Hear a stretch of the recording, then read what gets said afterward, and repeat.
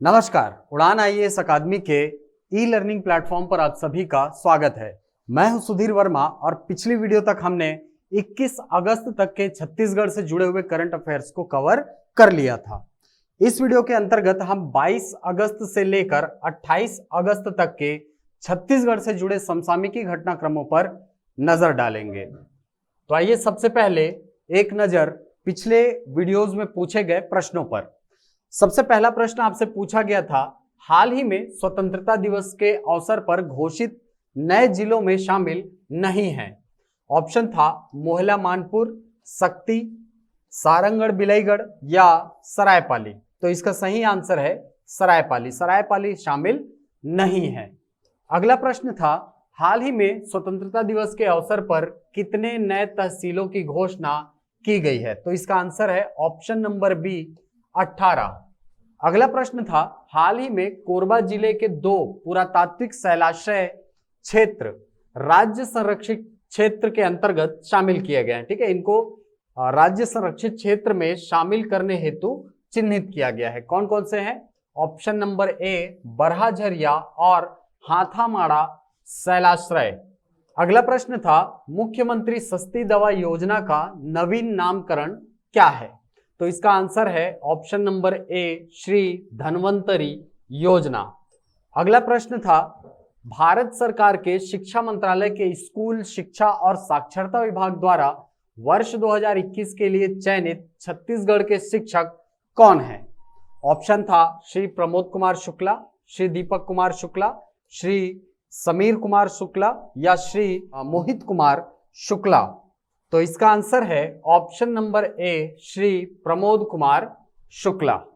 तो चलते हैं आज के पहले टॉपिक में। पहला टॉपिक है Bastar academy of dance, art, literature and language, जिसका एब्रिविएशन है बादल। इस नाम से इसको जाना जाएगा। ठीक, देखिए छत्तीसगढ़ में जो आदिवासी क्षेत्र है वहां की संस्कृतियों को शुद्ध बनाए रखना, ठीक है, ये इसका उद्देश्य होगा। ठीक है, आपको पता होगा कि हमारे छत्तीसगढ़ के आदिवासी अंचलों में उनकी अलग संस्कृति होती है, खान पान अलग होता है, वेशभूषा अलग होती है। तो इनको शुद्ध बनाए रखना, क्योंकि ये हमारी जातीय विविधता को दिखाता है। ठीक है, तो आदिवासी क्षेत्र की संस्कृतियों को शुद्ध बनाए रखना इस Bastar academy of dance and literature and language का उद्देश्य होगा। ठीक, इसके अलावा इसका उद्देश्य होगा संस्कृतियों को अगली पीढ़ी तक हस्तांतरित करना। देखिए, अब ये दोनों कार्य करने के लिए एक संस्थान की आवश्यकता है। ये संस्थान स्थापित किया जा रहा है जगदलपुर के ग्राम आसना में। ठीक है, ये डायरेक्ट प्रश्न बनता है कि बादल का फुल फॉर्म क्या है, एक इस प्रकार का प्रश्न बनता है। दूसरा, हाल ही में Bastar academy of dance, art, literature and language कहां पर स्थापित किया गया है।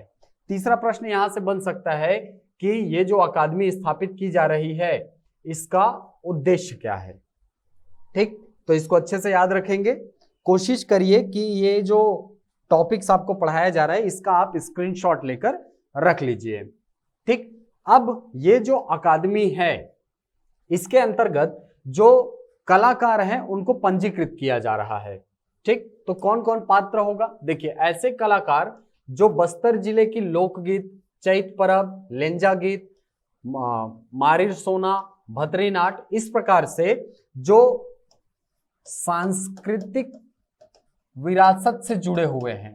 ठीक है, सांस्कृतिक जो हमारे यहाँ गान होता है, सांस्कृतिक कलाएं होती है हमारे यहाँ, हस्तशिल्प से जुड़े हुए लोग, इन सब को इस Bastar academy of dance, art, literature और लैंग्वेज, नाम से स्पष्ट है ना। ठीक, इसके अंतर्गत डांस, आर्ट, लिटरेचर, लैंग्वेज, इनसे जुड़े हुए लोगों को इसमें रजिस्टर किया जाएगा। ठीक, तो याद रखिएगा इसको। पहला चीज इसका फुल फॉर्म याद रखिए, दूसरा कहाँ स्थापित किया जा रहा है ये रखिए याद, और तीसरा इसको स्थापित करने का उद्देश्य क्या है इसको याद रखिए। ठीक, चलिए अगला टॉपिक है हाथी संगी कार्ड। ठीक, आपको पता होगा कि छत्तीसगढ़ का बहुत सारा जिला जो है, खासकर जो हमारे उत्तरी जिले, ठीक है, उत्तर वाले क्षेत्र में पड़ने वाले जिले जो है वो हाथी की समस्या से काफी ज्यादा ग्रसित हैं। बहुत बार ऐसी खबरें आती रहती हैं कि हाथी जो है वो जिले में प्रवेश कर गया है, जिला मुख्यालय में कई बार प्रवेश कर जाता है ना। तो हाथी मानव द्वंद्व से लोगों को बचाने के लिए, साथ ही वो जो वन्य जीव है हाथी, उसकी सुरक्षा कैसे हो, इसके लिए राज्य सरकार के द्वारा एक कार्ड जारी किया जा रहा है जिसको नाम दिया गया है क्या, हाथी संगी कार्ड। ठीक, इसका प्रारंभ जो है अभी फिलहाल जशपुर जिले में किया गया है। ठीक है, इसका संचालन जो है जशपुर जिले में किया जा रहा है। उद्देश्य क्या है, हाथी प्रभावित क्षेत्र गांव में लोगों को हाथी से बचाव के लिए जागरूक करना। ठीक, अब इस कार्ड के अंतर्गत क्या है, देखिए ये जो कार्ड है इसके अंतर्गत बेसिकली कुछ निर्देश दिए गए हैं। ठीक है, यदि मान लो कोई गांव में हाथी घुस गया तो लोगों को क्या करना चाहिए, क्या नहीं करना चाहिए, इसकी लिस्ट यहां पर दी गई है। यही हाथी संग कार्ड योजना है। ठीक, तो इसमें क्या क्या निर्देश दिए गए हैं, तो देखिए पटाखे ना जलाएं, डिस्टर्ब होते हैं हाथी लोग और ज्यादा उत्तेजक हो जाते हैं फिर उसके बाद, है ना। इसके अलावा सेल्फी ना लें, शराब, हड़िया एवं महुआ घर में ना रखें। आपको पता होगा कि इनके सुगंध से भी हाथी जो है वो आकर्षित होते हैं, याद रखिए। ठीक, गांव में हाथी प्रवेश करने पर अपने क्षेत्र के वन रक्षक, दरोगा, हाथी मित्र को संपर्क करें। इसके अलावा जंगली हाथियों के समीप न जाएं। हाथी विचरण क्षेत्र में वनोपज एवं अन्य प्रयोजन से वनों में न जाएं। ठीक, यानी कि जहां पर हाथी विचरते हैं वहां पर जो जोन होता है, एक क्षेत्र होता है ना जहां पर सबसे ज्यादा संकेंद्रण पाया जाता है किसी भी वन्य जीव का। यदि टाइगर रिजर्व की बात करें तो उसको हम कोर क्षेत्र बोलते हैं, यानी अभ्यारण्य में हम उसको कोर क्षेत्र बोल देते हैं, है ना। तो हाथी विचरण क्षेत्र यदि है तो वहां पर वनोपज संग्रहण के लिए ना जाएं। इसके अलावा यदि किसी कार्य के लिए उस क्षेत्र में आपका जाना होता है तो ऐसे क्षेत्रों में जाने से बचना चाहिए। तो ये सारे निर्देश जो हैं ये हाथी संगी कार्ड के अंतर्गत लोगों को दिया जा रहा है ताकि वो जागरूक हो और इससे लोगों की भी सुरक्षा हो और हाथी की भी सुरक्षा हो। ठीक, चलिए अगला टॉपिक देखते हैं।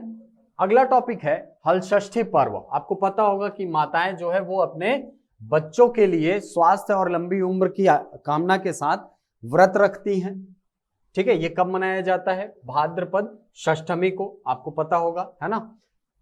छत्तीसगढ़ में यह त्योहार कमरछठ के रूप में मनाया जाता है। हमारे छत्तीसगढ़ में हलषष्ठी को क्या बोला जाता है, कमरछठ कहा जाता है। ठीक, तो इसमें डायरेक्ट यहां से प्रश्न बनता है दो प्रकार का, एक कब मनाया जाता है और दूसरा ऐसा कौन सा त्योहार है जिसमें माताएं अपने बच्चों के स्वास्थ्य और लंबी उम्र की कामना के लिए व्रत रखकर प्रार्थना करती है। ठीक, तो याद रखिएगा क्या है, ये हलषष्ठी पर्व है। ठीक, चलिए अगला टॉपिक है, हाल ही में छत्तीसगढ़ में वन धन विकास केंद्र दुगली धमतरी को राष्ट्रीय सम्मान से सम्मानित किया गया है।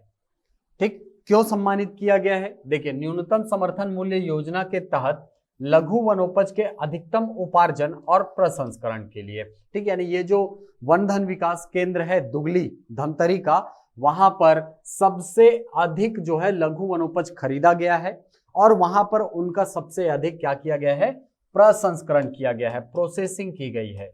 ये दोनों कार्य उस वन धन विकास केंद्र में सर्वाधिक हुए हैं, इसीलिए उसको हाल ही में राष्ट्रीय सम्मान से सम्मानित किया गया है। केंद्रीय जनजाति कार्य मंत्री श्री अर्जुन मुंडा के हाथों जागृति बालिका स्व सहायता समूह को दिया गया अवार्ड। ठीक, यहाँ पर जो वन धन विकास केंद्र है इसका नाम क्या है, जागृति बालिका स्व सहायता समूह। ठीक है, ये इसको चलाती है। ठीक, आइए थोड़ा सा बात कर लेते हैं वन धन योजना की। तो वन धन योजना जो है ये 14 अप्रैल 2018 को प्रारंभ किया गया। बहुत इंपॉर्टेंट है, याद रखिएगा, 14 अप्रैल 2018 को प्रारंभ किया गया था। उद्देश्य क्या है, वन धन विकास केंद्र से कौशल उन्नयन और क्षमता निर्माण का प्रशिक्षण मिलेगा। बीजापुर में पहला वन धन विकास केंद्र स्थापित किया जाएगा जहां 300 व्यक्तियों को प्रशिक्षित किया जाएगा। ठीक है, ये उस समय का न्यूज है तो ये सब आपको भविष्य काल में दिख रहा होगा, है ना, मिलेगा, जाएगा, इस प्रकार से वर्तमान में इन सब का क्रियान्वयन किया जा रहा है।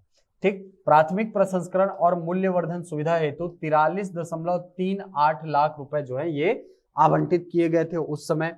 पूरे देश में 30,000 केंद्र स्थापित किए जाने की योजना है।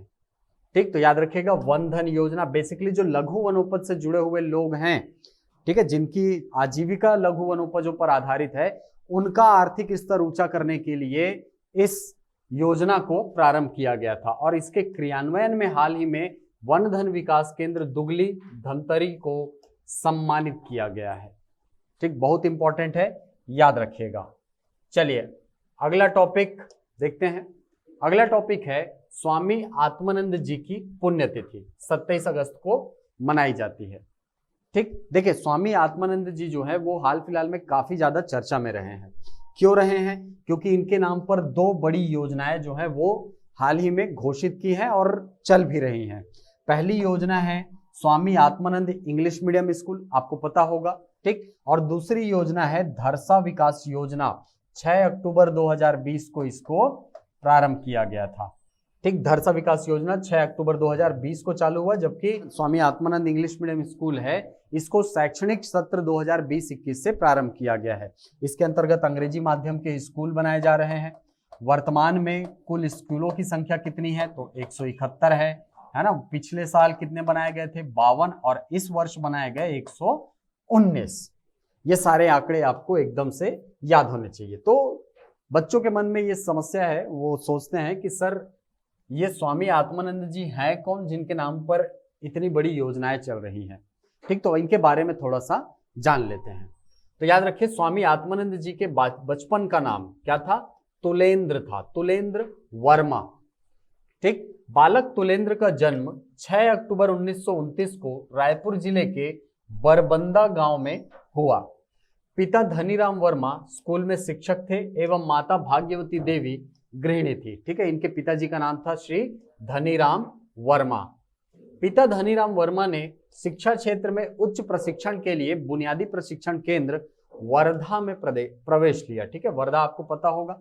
ठीक, और परिवार सहित वर्धा आ गए। गांधी जी से जुड़ा हुआ शब्द है ये। ठीक है, गांधी जी जो है ये यहाँ पर इन्होंने आश्रम की स्थापना की थी और यहाँ पर रहते थे वो काफी समय तक। ठीक, वर्धा आकर धनीराम जी गांधी जी के सेवाग्राम आश्रम में अक्सर आने लगे एवं बालक तुलेंद्र भी पिता के साथ सेवाग्राम जाने लगे। ठीक है, इनके पिताजी जो हैं वो गांधीवादी विचारधारा से काफी ज्यादा प्रभावित थे, इसीलिए वो सेवा आश्रम में आते थे, है ना। सेवाग्राम आश्रम जो है वहां पर आते जाते थे। तो ये जो आत्मानंद जी हैं, ठीक है, अपने बचपन में पिताजी के साथ सेवाग्राम आश्रम भी जाने लगे।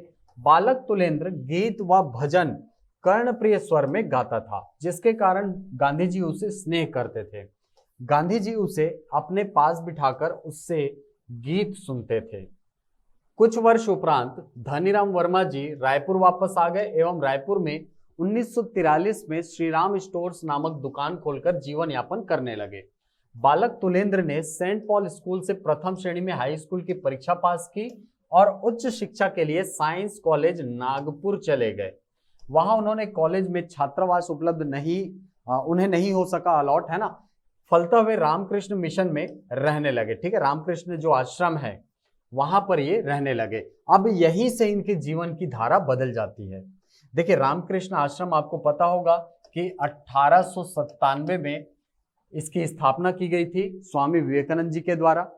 ठीक, तो जब बालक तुलेंद्र जो है उन्होंने रामकृष्ण आश्रम में रहना प्रारंभ किया, यहीं से उनके जीवन की धारा जो है वो बदलती है। ठीक, यहीं से उनके मन में स्वामी विवेकानंद के आदर्शों ने प्रवेश किया।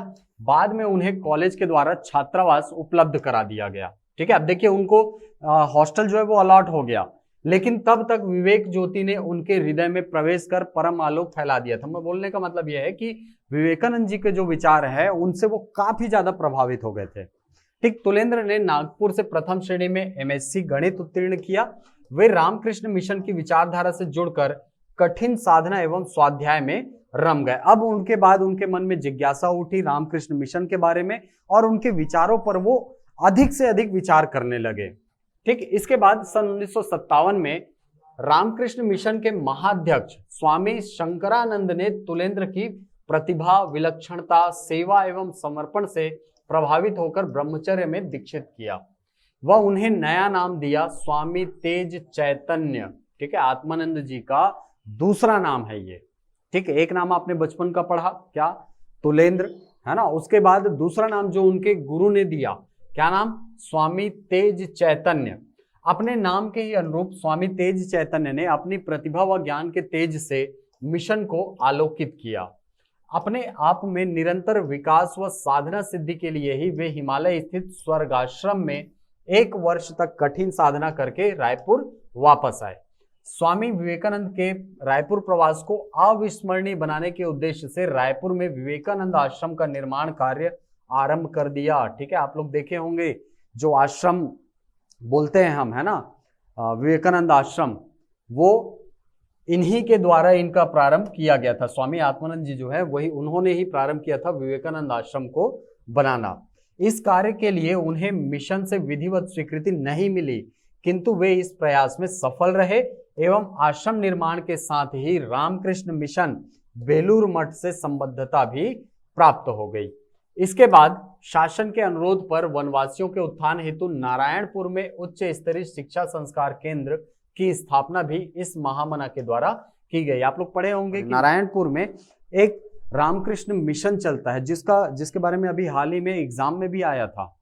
ठीक है, निबंध वाले पेपर में इसके ऊपर बाकायदा निबंध लिखने के लिए आया हुआ था। ठीक है, उसकी भूमिका क्या है, वनवासियों के उत्थान हेतु। ठीक, तो याद रखिए इसका भी निर्माण जो है, ठीक है, वो किसके द्वारा किया गया है, स्वामी आत्मानंद जी के द्वारा। इसके साथ ही इन्होंने छत्तीसगढ़ में शिक्षा, संस्कार, युवा उत्थान व प्रेरणा के देदीप्यमान नक्षत्र के रूप में चतुर्दिक छा गया। अब इनकी प्रतिष्ठा जो है वो छत्तीसगढ़ में हो गई, काफी ज्यादा फैल गई। छत्तीसगढ़ को सुसंस्कृत करने हेतु कृत संकल्पित इस युवा संत को 27 अगस्त 1989 को भोपाल से सड़क मार्ग द्वारा रायपुर आते हुए राजनांदगांव के समीप एक दुर्घटना ने हमसे सदा सदा के लिए छीन लिया। यानी कि इनकी मृत्यु जो है वो कब हुई, 27 अगस्त 1989 को। ठीक है, 1989 को इनकी मृत्यु हुई।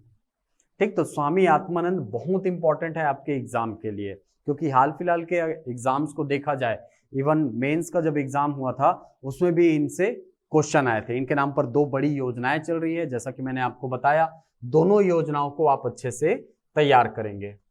ठीक, चलिए तो अब आते हैं हमारे अगले सेगमेंट में, जो है प्रश्नोत्तर का सेगमेंट।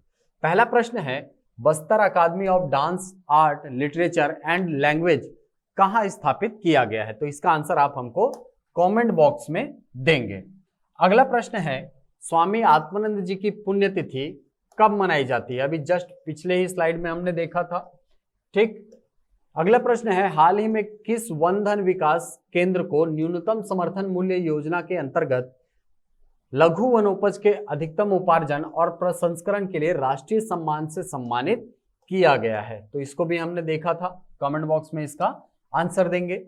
अगला प्रश्न है, किस क्षेत्र में हाथी प्रभावित क्षेत्र गांव में लोगों को हाथी से बचाव के लिए जागरूक करने हेतु हाथी संगी कार्ड वितरित किया जा रहा है? इसका आंसर भी आप हमको कमेंट बॉक्स में बताएंगे। अगला प्रश्न है, हलषष्ठी पर्व कब मनाया जाता है? देखिए हिंदी तिथि के अनुसार इसको पूछता है, तो इसको आप अच्छे से तैयार करेंगे और कमेंट बॉक्स में अपना आंसर देंगे। तो ये थे 22 अगस्त से लेकर 28 अगस्त तक के कुछ ऐसे समसामयिक घटनाक्रम जो आपके एग्जाम के लिए महत्वपूर्ण हैं। आशा करता हूं ये वीडियो आपको पसंद आया होगा। यदि वीडियो पसंद आए तो इसे लाइक करें, शेयर करें, यूट्यूब पर कमेंट करें, अपना उत्तर दें। मिलते हैं अगली कक्षा में कुछ नई जानकारियों के साथ, कुछ नए प्रश्नों के साथ। तब तक के लिए धन्यवाद।